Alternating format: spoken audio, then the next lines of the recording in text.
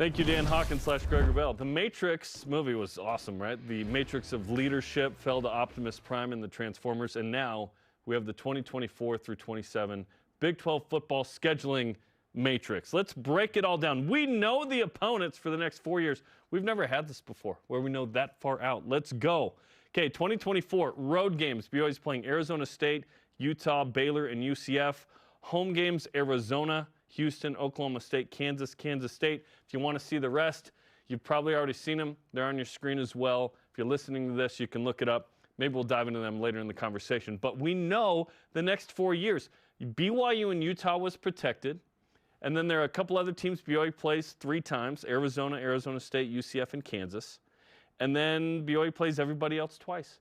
What do you make of this 16-team Big 12 scheduling matrix for the next 4 years? Yeah, there was a lot that when this came out. First off, I was a bit surprised we got this much information. When we found out the day before that there was going to be something yesterday, I thought maybe it was just going to sort of give us the format. This is what we're going to look at. I didn't. Not the actual teams. Not the actual team. So I was happily surprised that we were able to see this much done already. The other thing, I immediately got depressed because then I remembered that BYU and Utah are in the same conference again. Because I've been adamant that I always once they had split, I was perfectly fine them just continuing. This is our thing. That's your thing. I was happy with that situation. Yeah. So I was depressed for a moment, but then as I looked in, there's a lot of things here. Obviously, and at least in my opinion, BYU Utah is the marquee Big 12 rivalry game. Isn't it weird? Like there's not another one in this long established league. Like. But you're taking Farmageddon of Iowa State and Kansas State doesn't do it. The Sunflower Showdown of Kansas State doesn't do it. The Farmageddon's only being played 3 of the next 4. It's not even every year. But you got to remember, though, you're taking out Texas and Oklahoma. Like, that's massive. Wait, what? That you're losing that? Yeah. So with, Bedlam's gone. Yeah. So yeah. I think it's cool that day 1 next year, the BYU-Utah rivalry game is the biggest marquee rivalry matchup in the conference. It's kind of surprising. Granted, it is one of the most unique for all the reasons that we understand, most of which is the religious element of it. Like, the perception of holier than thou and the Holy War, which is not an official name for it, but that's what everyone calls it. And it's just awesome. We don't know the dates, but we know that BYU and Utah are playing for the foreseeable future. Do you believe it will be in any other week other than the last week? No. I don't either. No, I will be sorely disappointed if it's not. It needs to go back to that week. And is snow a possibility? Yeah. But that's just how it is, man. You bundle up and you just go at it. And it's fun, man. And Utah comes in with some prestige to the league, having won the Pac-12 the last 2 years. Oregon, Washington vying for that this year. Who knows? But and Utah feels like they're going to come in and be the main team. So there's some pressure there to perform right away. BYU on the on the rise, finally in a Power 5. So it's interesting. I love obviously that BYU plays Utah every year. I think this is good. The 3 teams that BYU plays thrice is interesting. Arizona State makes sense. Okay, if you're not going to play anybody else 4 times, at least those 2. UCF is kind of random, and then Kansas is just in there. Don't you think they just put the 2 teams that are furthest apart, and they're like, okay, fine. If you're going to be that far apart, you're going to play each other 3 out of 4 years. Yeah, and it's 2 away with UCF, I have a theory on this. What's up? Big 12 knows how much we love Disney. Oh. And so they want to give us as many opportunities to possibly go to Orlando as possible. Yeah, or that UCF can bring some Disney merch with them when they come out to play in Provo. Some Disney merch. They're going to bring some Cape Canaveral merch from NASA as well. Like how we're not NASA fans, we're Disney fans, okay? What? Okay, I was hoping for a little more Baylor. And after Spitgate 2023, a little more Texas Tech, frankly. I was surprised Colorado was not involved in that that group with Utah and the Arizona schools. Of the 3, of playing someone thrice more often. I was hoping for a little more Colorado. I would like to play Colorado a little more. I think that's interesting across the Rocky Mountains there. Could be the real Rocky Mountain rivalry. What? Is that a thing? Rocky Mountain rivalry, yeah. In Texas, every year for a road game. I think that's good for recruiting. But only one. But I only was one. a bit surprised that Yeah. BYU, now from conference, as soon as I tweeted this out yesterday, everyone's like, oh, well, BYU's playing SMU. I'm talking about conference games. Right. One conference game in the state of Texas. I was a bit surprised, and I'm going to assume everybody wanted as many games in Texas as possible for what you just mentioned. The Well, recruiting. do we? Look how it went this year. Yeah, but you want to be in this conference. Sure. Texas is the place. Right, but you can balance it out. I don't want to play 3 games in Texas every year. No, but I one think or if you two can get is 2 fine. road games in the state, Yeah, that's there are huge. Well, there are only 4 of those. I mean, we're over a 4-year span. This is just not going to work out that way. Especially, I do love that they applied the number one thing I wanted was Utah every year, obviously. And then number 2 was, I want BYU to play every team in the league, home and road, every 4 years. So that if you show up at BYU and you go wire to wire, I played at West Virginia and we hosted West Virginia. I wanted that for everybody. And so they did that. That was my number 2 scheduling principle that I wanted applied, and they did it, which is really good. BYU had a chance to host 7 home games in 2024. They're choosing to go to Wyoming in a G5 game.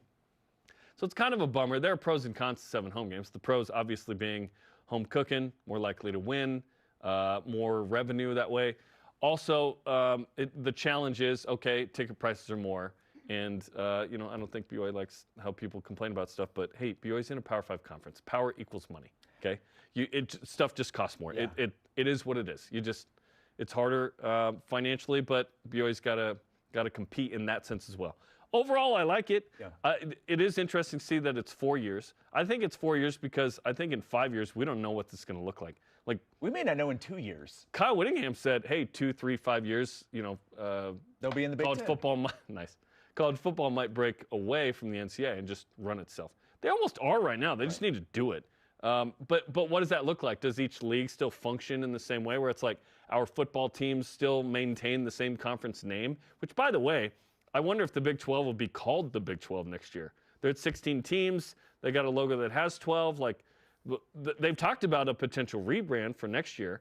I'm wondering what that looks like as well. But I do like the next 4 years. That's good. You don't need to do a TV contract way the heck out there. The league did it through 31. You don't need to get the scheduling matrix out there because what if you add another team or 2? Who knows? And then you have to shuffle it all again. But for now, this looks good to me. And obviously, it's a big challenge, but you got the 5 home, 4 road that alternates every year with 9 conference games. At some point, do they move to 10 conference games? Should that be a thing that other people? I don't know.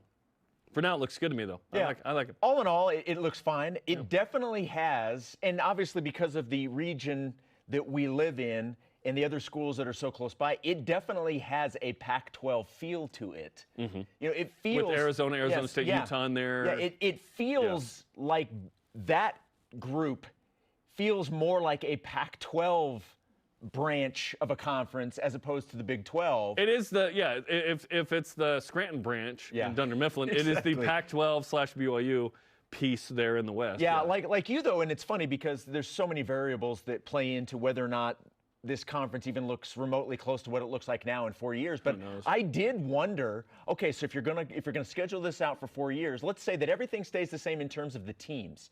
So in 4 years, outside of the protected rivalries, what changes? Are you then grouped in with a different set for 3 to the next 4 years, or is I'm what are you curious saying? If teams are added or something? No. I'm saying if things stay the same, what's different in 4 years? If you're going to keep the same model, right.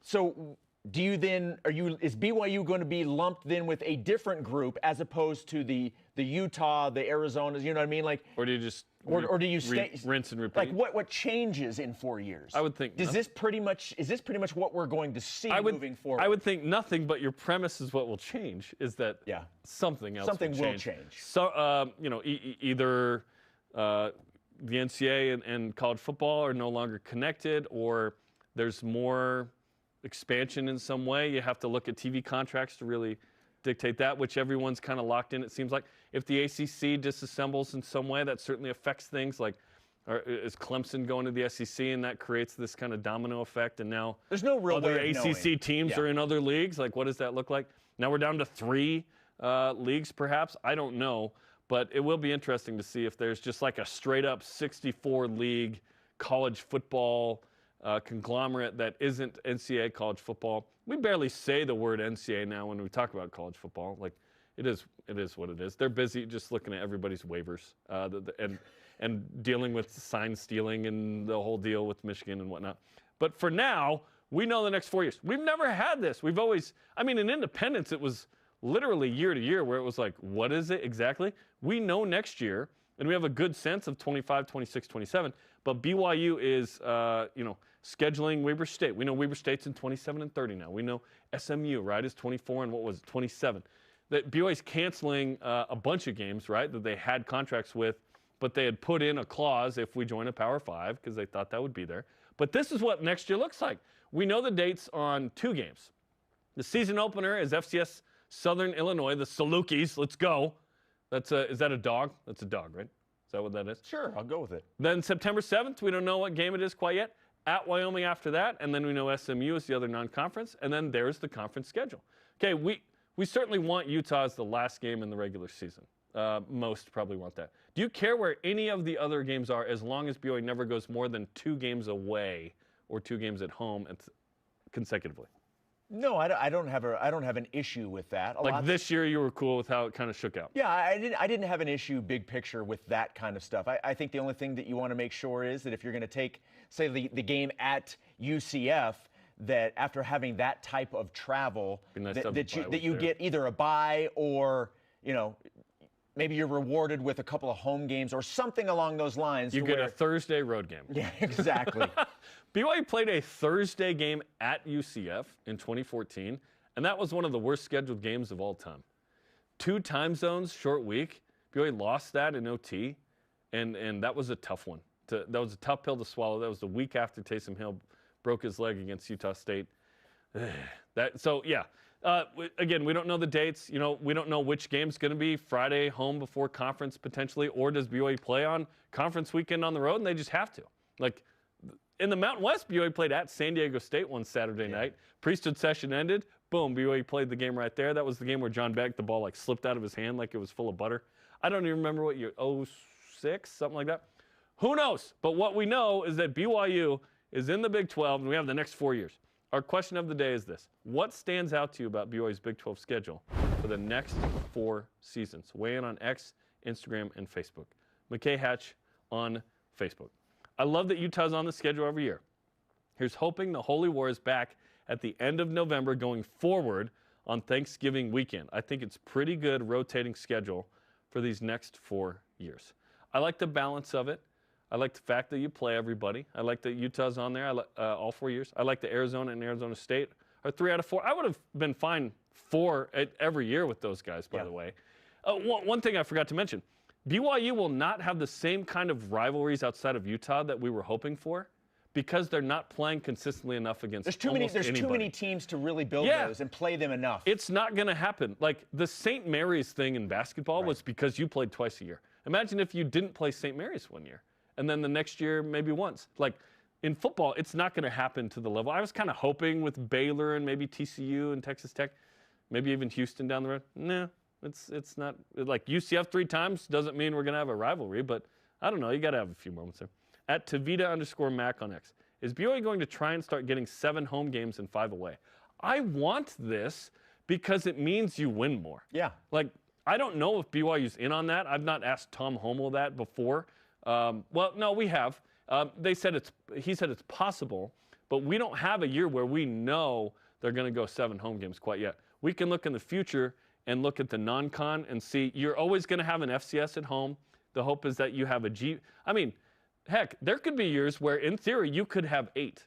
Because if you're P5, if you go FCS at home always, G5 at home, which next year BYU's not, and then if you had your P5 at home as well, plus the year, every other year you have 5 home games, you could have 8. Virginia's done it. Notre Dame's done it. People do it. It's not uncommon. Would you get used to too much home? Are the ticket prices too much? Will people complain too much? You're not going to complain about winning too much. Like I know that. But you're not going to have that. You're not going to have that enough where it's going to be an issue year in and year out.